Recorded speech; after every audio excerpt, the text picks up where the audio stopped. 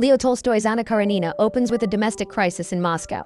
Prince Stefan Arkadyevich Oblonsky, a charming but irresponsible aristocrat, has been caught in an affair with the family governess.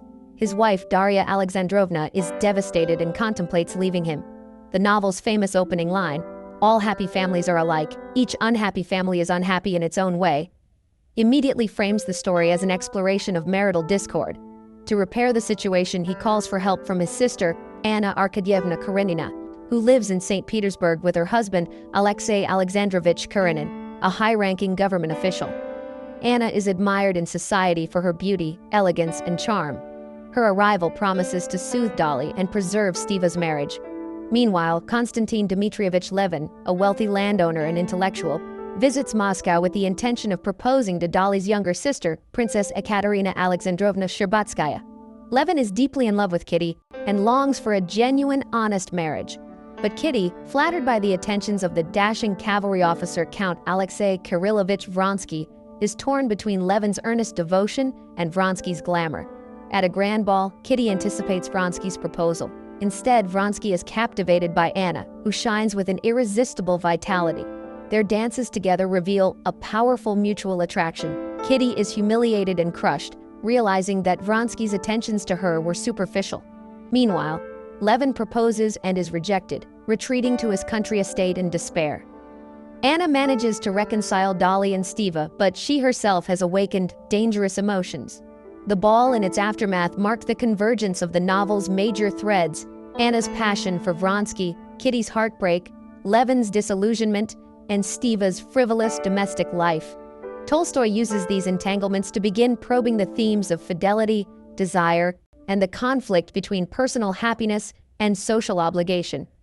After the ball, Anna returns to St. Petersburg. On the train, she encounters Vronsky again, and an ominous incident occurs. A railway worker is killed in an accident. This foreshadows the destructive course of her affair. Vronsky, who follows Anna, begins visiting her openly. Their attraction becomes impossible to deny. Anna's marriage to Karenin is depicted as emotionally barren. Karenin is an efficient, respected bureaucrat who prioritizes appearances, propriety, and routine. Anna loves her young son Seryozha, but feels trapped in a cold union. Vronsky's attentions awaken in her a passion that contrasts sharply with her husband's formality. The relationship between Anna and Vronsky escalates. Anna, deeply conflicted, oscillates between resisting and surrendering.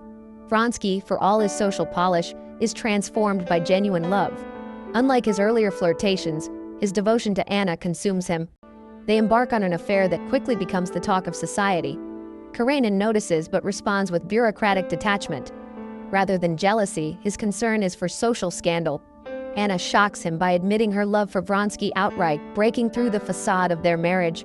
Karenin is outraged not so much by betrayal as by her openness, which threatens the stability of appearances. Parallel to this, Levin retreats into rural life after Kitty's rejection. On his estate, he immerses himself in agricultural reform and philosophical questions. He admires the peasants' simple connection to land and labor, envying their authenticity. Levin's rural focus contrasts with the superficial glitter of city life and becomes a counterpoint to Anna's turmoil. By the end of this phase, Anna and Vronsky's passion burns openly, and Karenin's insistence on propriety reveals the clash between individual desire and rigid social order. Kitty, meanwhile, languishes in illness, beginning a process of personal transformation. Anna admits fully to Vronsky that she loves him and despises her husband. This confession solidifies their affair. Vronsky's infatuation turns into commitment, though he faces setbacks in his military career due to gossip. The lovers' indiscretion becomes public during a horse race in which Vronsky competes. Anna's intense anxiety for him betrays their intimacy. When Vronsky's horse falls and is killed, it symbolizes both his personal decline and the destructive nature of their passion. Karenin, humiliated, clings more tightly to appearances. He demands outward conformity from Anna, refusing to divorce. For him, reputation outweighs emotional truth. Anna, meanwhile, grows increasingly defiant, unwilling to pretend. The gulf between them widens irreparably. While Anna descends into scandal, Kitty undergoes healing. Sent to a German spa, she recovers her health and reflects on her youthful vanity. She befriends Varenka, a selfless young woman dedicated to caring for others. Kitty begins to appreciate values beyond aristocratic glamour: humility, compassion, and service. This transformation marks her maturation, preparing her for a more profound love. Levin, too, seeks renewal through work. His attempts at agricultural reform highlight his desire to reconcile intellectual theories with the practical wisdom of peasants. Yet he remains lonely, questioning the purpose of life and his place in it. Tolstoy presents Levin's philosophical struggles as a counterpoint to Anna's emotional crisis. By the close of this section, the contrast between Anna and Kitty is stark. Anna sacrifices everything for passion, spiraling toward ruin, while Kitty emerges from suffering with greater strength and depth.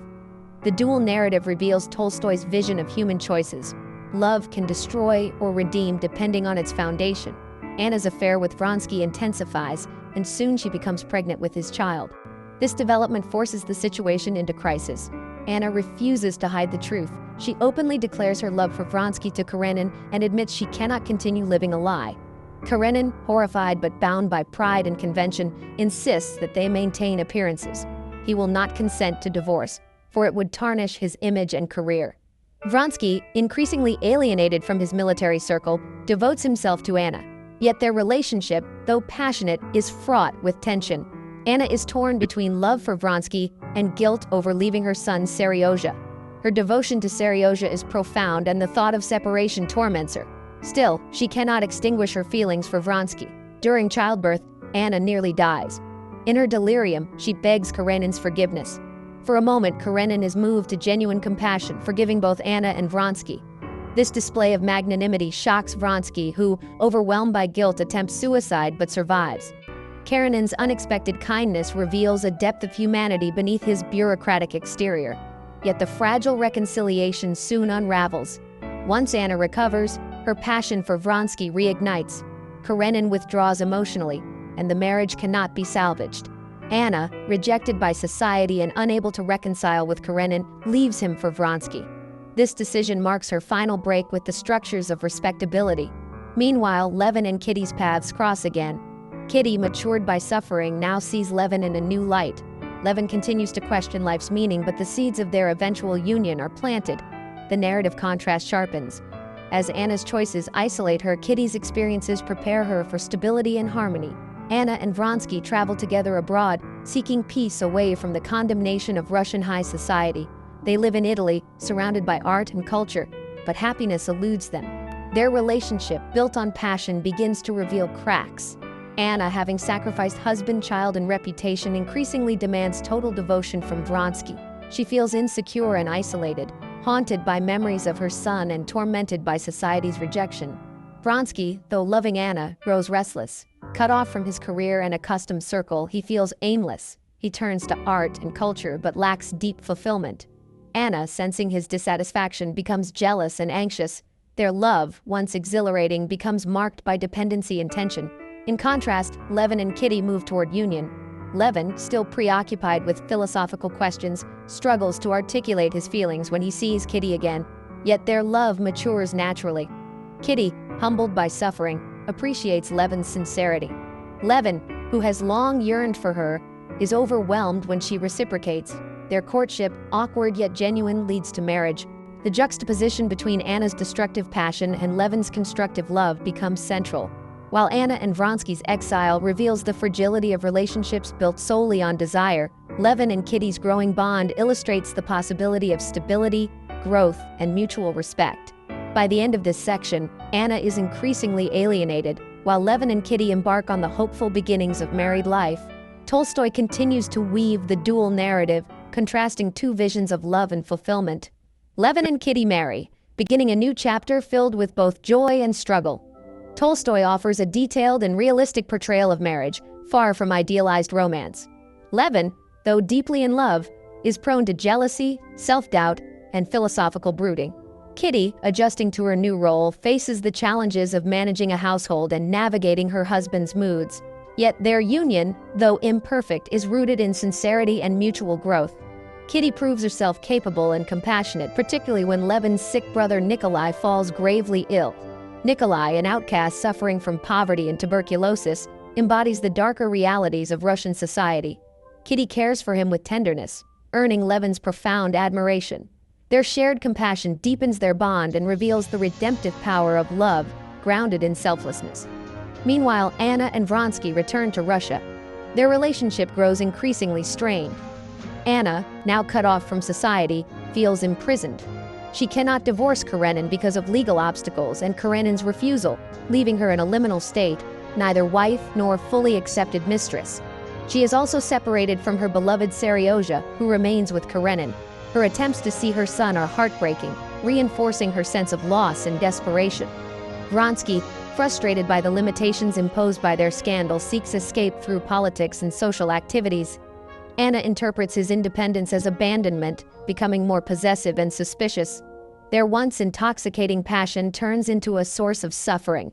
By contrasting Levin and Kitty's earnest marital struggles with Anna and Vronsky's destructive isolation, Tolstoy presents two divergent models of love. Levin and Kitty, though facing hardship, build a shared life of meaning.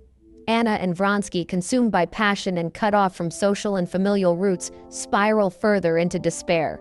Anna's situation grows increasingly desperate. She feels abandoned by society, alienated from her family, and even estranged from Vronsky. Her dependence on him deepens as her isolation increases. Yet Vronsky cannot provide the total devotion she craves. His desire for independence and public life clashes with Anna's need for constant reassurance. Their quarrels intensify. Anna becomes jealous, suspicious, and emotionally unstable. She resorts to morphine to cope with anxiety and insomnia, further destabilizing her mental state. She perceives slights everywhere, interpreting Vronsky's absences as evidence of waning love. The visit to her son Seryozha on his birthday is especially poignant. Disguised, Anna sneaks into Karenin's home to see the boy. Their brief reunion is tender and heartbreaking, but it underscores the permanence of her loss. Seryozha remains tied to Karenin, and Anna's maternal identity is painfully diminished. Vronsky, meanwhile, continues to participate in public life.